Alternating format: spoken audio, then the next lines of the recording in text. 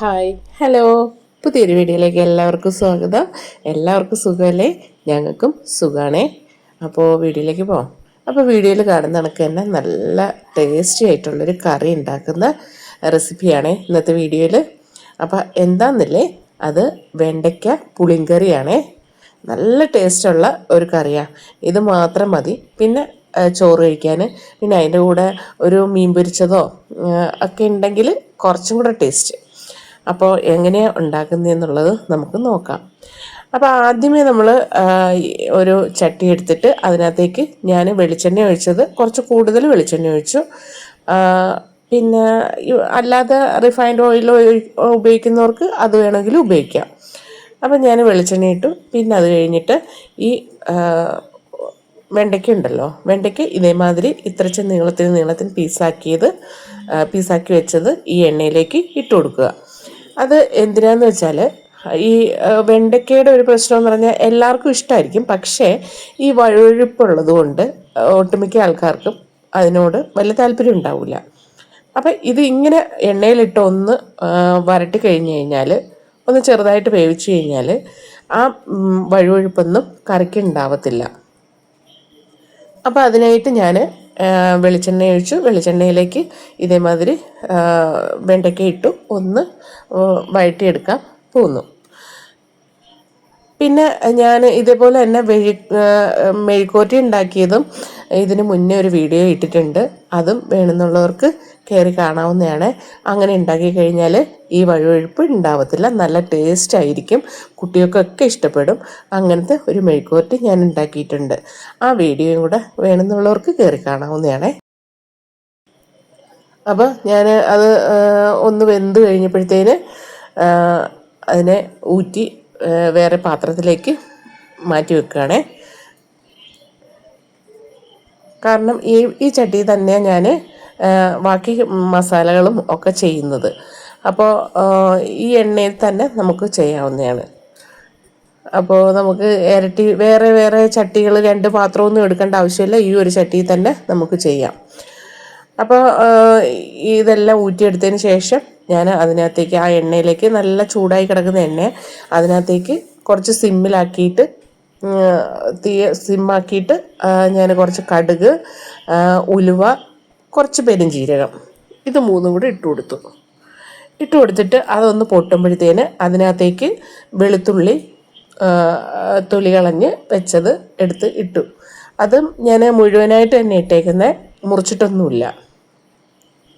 അത് കഴിഞ്ഞിട്ട് ഞാൻ ചെറിയുള്ളി ഉണ്ടല്ലോ, ചെറിയുള്ളി ഒരു പിടി ചെറിയുള്ളി ഇങ്ങനെ തോല് പൊളിച്ചിട്ട് അതും വലിയ ചെറുള്ളിയൊക്കെ 2ആയിട്ടൊക്കെ മുറിച്ചിട്ടതേ ഉള്ളൂ. ചെറുതൊക്കെ അതേപോലെ തന്നെ ഇട്ടു. എന്നിട്ട് ഒന്ന് വഴണ്ട് വരാൻ വേണ്ടിയിട്ട് അതിനാവശ്യമുള്ള ഉപ്പും കൂടി ഇട്ട് കൊടുത്തു. ഞാൻ കല്ലുപ്പ് ഉപയോഗിക്കുന്നത്, നിങ്ങൾക്ക് ഏത് ഉപ്പ് വേണമെന്നുണ്ടെങ്കിലും ഉപയോഗിക്കാം.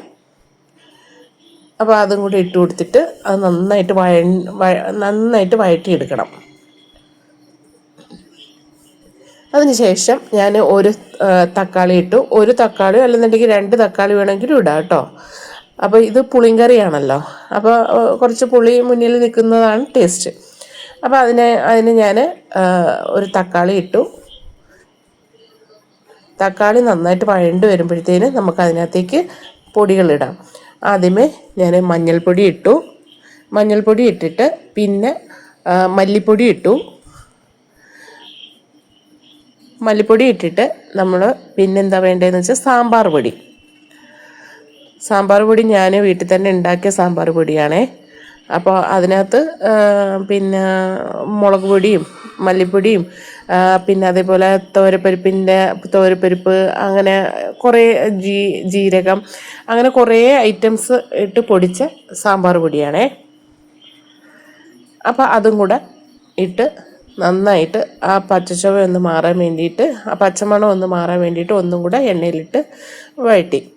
അതിന് ശേഷം പുളി, നമ്മുടെ വാളംപുളി ഉണ്ടല്ലോ, വാളംപുളി ഒരു നെല്ലിക്കയുടെ വലിപ്പം, ചെറിയ നെല്ലിക്കയുടെ വലിപ്പത്തിൽ എടുത്തിട്ട് അത് വെള്ളത്തിൽ ഇട്ട് വെച്ചിരുന്നത്, ആ വെള്ളവും കൂടെ ഇതിനകത്തേക്ക് ഒഴിച്ചു കൊടുത്തു. പുളി നമ്മുടെ ഇഷ്ടത്തിനാണ്. നമുക്ക് പുളി കൂടുതൽ വേണമെന്നുള്ളവർക്ക്, കാരണം ഇത് കുറച്ച് എരിവും കൂടെ ഉള്ള കറിയാണല്ലോ, അപ്പോൾ കുറച്ച് പുളി മുന്നിൽ നിൽക്കുന്നത് കുറച്ച് ടേസ്റ്റ് ആയിരിക്കും. അപ്പോൾ നമ്മുടെ ഇഷ്ടത്തിന് നമുക്ക് പുളി ചേർക്കാവുന്നതാണ്. അപ്പോൾ പുളിവെള്ളവും കൂടെ ചേർത്തിട്ട് നന്നായിട്ട് ഇളക്കി വെച്ച് കൊടുത്തു. അതൊന്ന് തിള വരുന്ന സമയമാകുമ്പോഴത്തേനും നമുക്ക് നമ്മൾ വഴറ്റി വെച്ചേക്കുന്ന വെണ്ടയ്ക്ക ഉണ്ടല്ലോ, വെണ്ടയ്ക്കയും കൂടെ ഇട്ട് കൊടുക്കാം. ഈ കറി നമുക്ക് പിന്നെ ചപ്പാത്തിയുടെയും ഒക്കെ കഴിക്കാം കേട്ടോ. അത്രയ്ക്ക് നല്ല ടേസ്റ്റുള്ള കറിയാണ്. പിന്നെ ഇത് രണ്ട് മൂന്ന് ദിവസത്തേക്ക് നമുക്ക് പുറത്ത് തന്നെ, ഫ്രിഡ്ജിലൊന്നും വെക്കേണ്ട ആവശ്യമില്ല, പുറത്ത് തന്നെ സൂക്ഷിക്കാവുന്നതാണേ. പിന്നെ കുറച്ച് കറിവേപ്പിലയും കൂടെ ഞാൻ ഇട്ട് കൊടുത്തു. അത് നന്നായിട്ട് തിളച്ച് നല്ല എണ്ണ ഇങ്ങനെ തെളിഞ്ഞു വരും. എണ്ണ മുകളിൽ ഇങ്ങനെ തെളിഞ്ഞു വരുന്ന സമയം വരെ നമുക്ക് അത് തിളപ്പിക്കണം. അത് ആദ്യമേ കുറച്ച് നന്നായിട്ട് തിളയ്ക്കുന്നത് വരെ നമുക്ക് ഹൈ ഫ്ലെയിമിലിട്ടിട്ട് നന്നായിട്ട് തിളച്ച് കഴിയുമ്പോൾ ഒരു 2-3 മിനിറ്റ് കഴിയുമ്പോൾ നമുക്കത് ലോ ഫ്ലെയിമിലാക്കി വെക്കാം. ലോ ഫ്ലെയിമിൽ ഇരുന്നിട്ട് ഒന്ന് വറ്റി വരണം, അപ്പോഴാണ് എണ്ണ തെളിഞ്ഞു വരുന്നത്. പിന്നെ ഇടയ്ക്കൊന്ന് ഇളക്കി കൊടുക്കണം, അടുക്കി പിടിക്കാതെ. അടുക്കി പിടിച്ച് കഴിഞ്ഞാൽ ടേസ്റ്റേ മാറിപ്പോവും.